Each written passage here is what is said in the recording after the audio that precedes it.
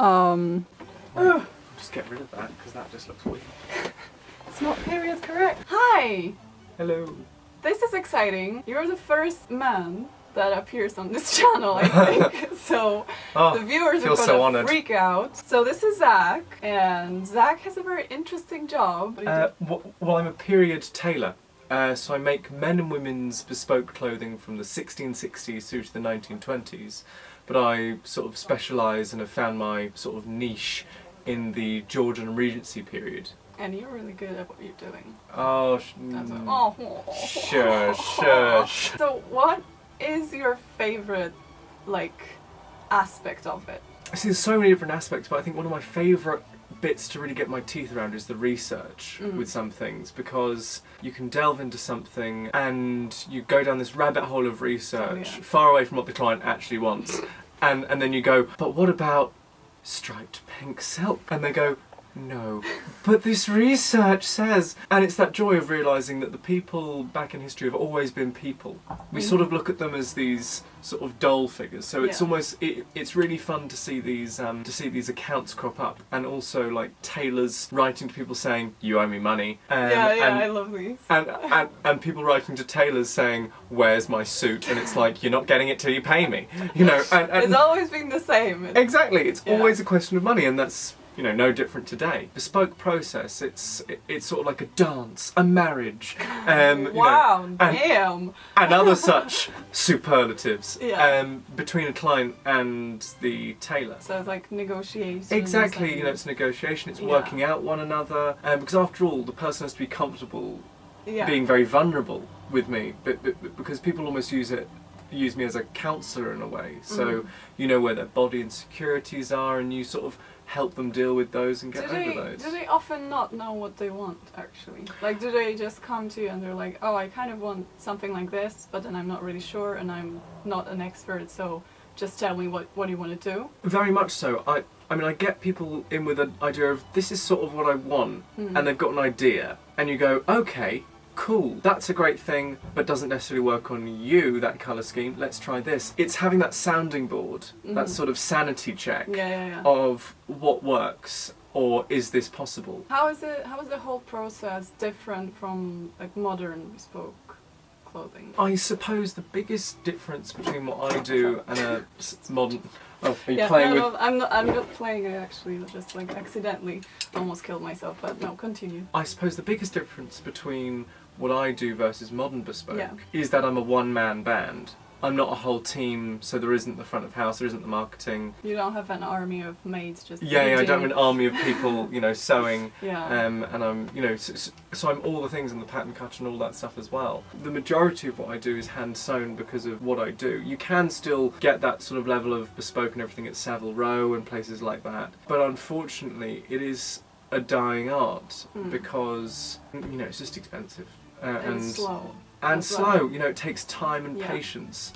But like anything worth doing, it takes time. How slow is it? Like, because whenever I'm hand sewing, I feel like I'm slowing down to like 5% of my abilities. But on the other hand, it allows me to like achieve things I wouldn't be able to do with machine sewing. Exactly. So generally, construction seams, the ones that actually put it together, I will do by machine. Yeah. Mainly so it's faster, but having done tests in terms of sewing with certain tensions and lengths and with hand sewing, there isn't much difference on the construction seam. Yeah. But on all the seams that require it, so any top stitching, any edging, buttonholing, canvassing, interlinings, pad stitching, basically everything that happens inside and all the top stitching and everything, that's all by hand. So it ends up being the case that the majority of the garment's hand sewn anyway, and it's just a few seams that are done by machine just for convenience. But there have been whole things that I've completely hand sewn just because people want it, but it is that other level of expense. How do you not get like physically exhausted with it? Because whenever I'm hand sewing, my neck is dying, my back is dying. Practically it's an hour and then I need to lie on my bed and just rest. Oh yeah, hand sewing and this whole tailoring malarkey. It is a physical endeavour. It is, it really is. It really is. And people don't necessarily appreciate that because they think, oh, you're just sitting there. And you do what you can, so you sit cross-legged and you have everything on your lap and you sort of bring everything up and you basically create the best posture and things that you can what with is doing the best posture in this case? Well, historically, and you still see it sometimes today, you'd sit on your work table cross-legged. Yeah. And that actually gives you a better posture.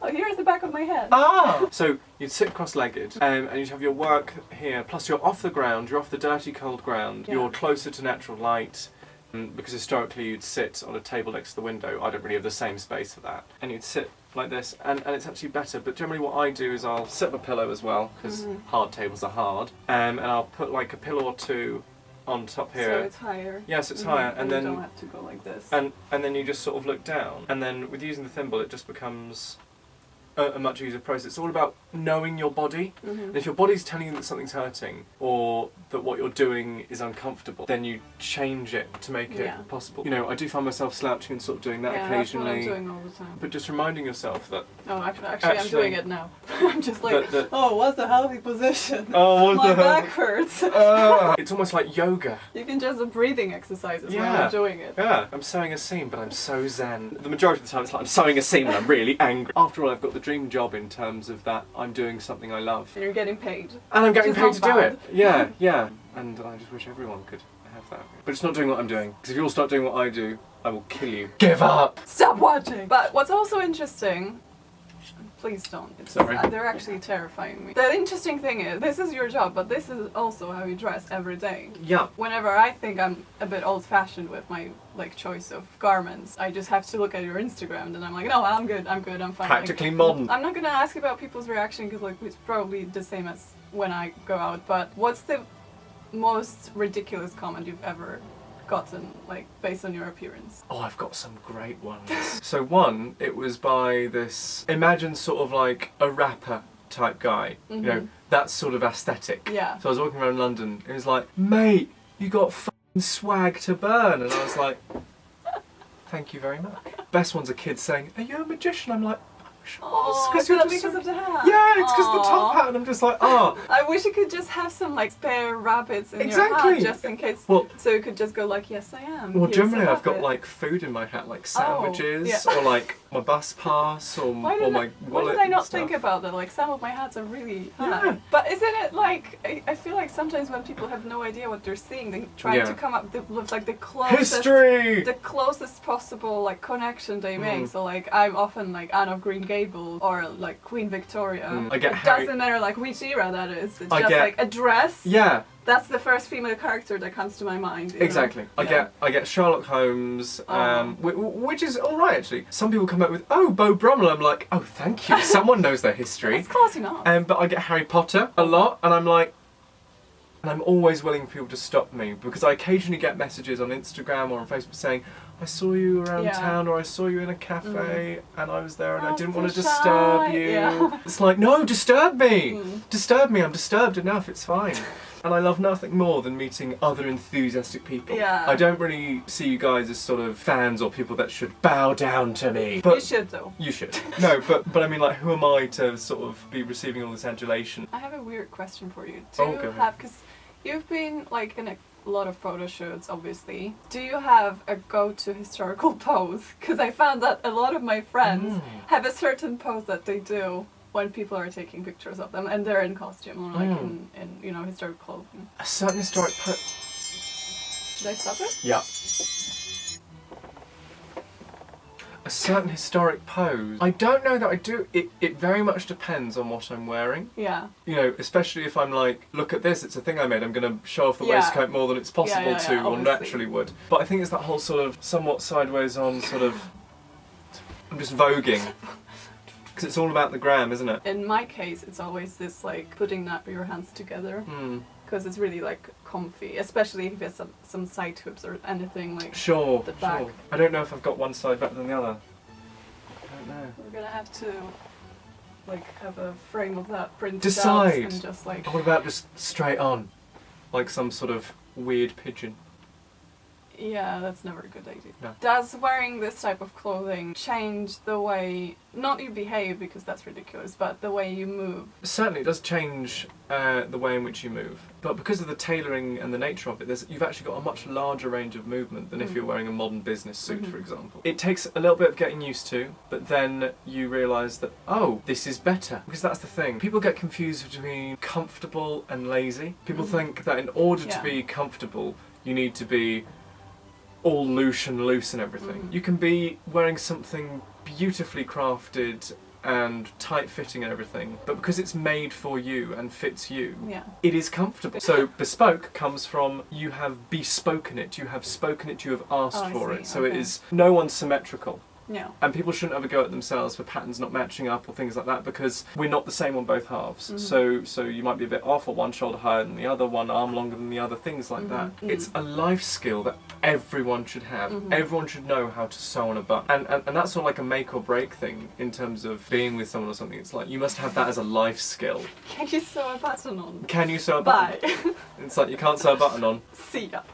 Yeah, so that's sort of how I started, and you sort of move from there, and it went to recreating a waistcoat I had because like it was falling apart, and drew around that, and I've still got it, and it's terrible. I look at it with shame, with absolute I'm pretty sure shame. it's still brilliant. No, it's really not. I don't believe you. So looking at it, it's like, oh no, it's terrible, but the thing is I keep it because it's a reminder of how far I've come, but also that those are mistakes I no longer make.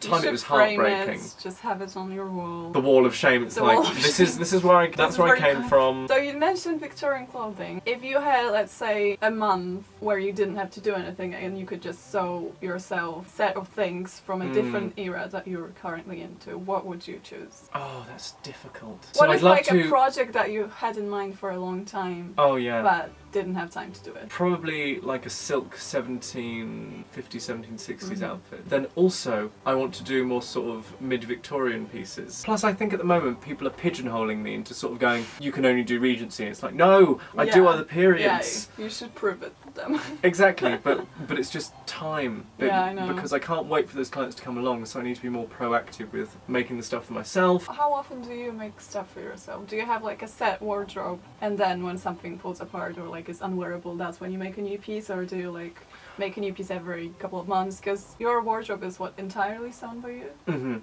Yeah. Or you have also some antique pieces as well? Well, I've got one or two sort of antique pieces which are maybe sort of 200 years old, which I'm just not comfortable with wearing. But it's just time. So generally, I know I will have to make something for myself for a particular event, and it's always thrown together very much at the last minute.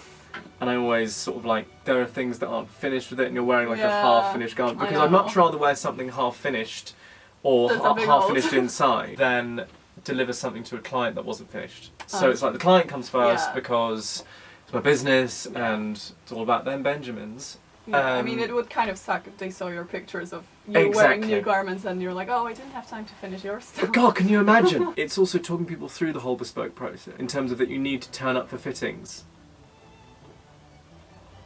Because if you don't, then your order will not be done by when you want it to be done. You know, bespoke is like the granola bar of the sewing world, because it's a slow release energy as opposed to like chocolate cereal. There we go. Wow.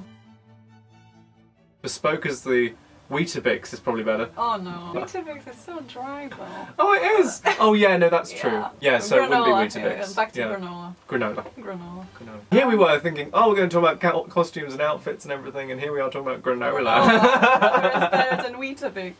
I think we're pretty much done. Okay. Unless there's something like one more clever thought that you want to share apart from the granola comparison, but I don't think you're gonna beat that, so let's just stop there. What we have is gold. Yeah, good enough for me. Thanks for having me in your studio. Not at all, not at all. It made me feel better about the mess I make.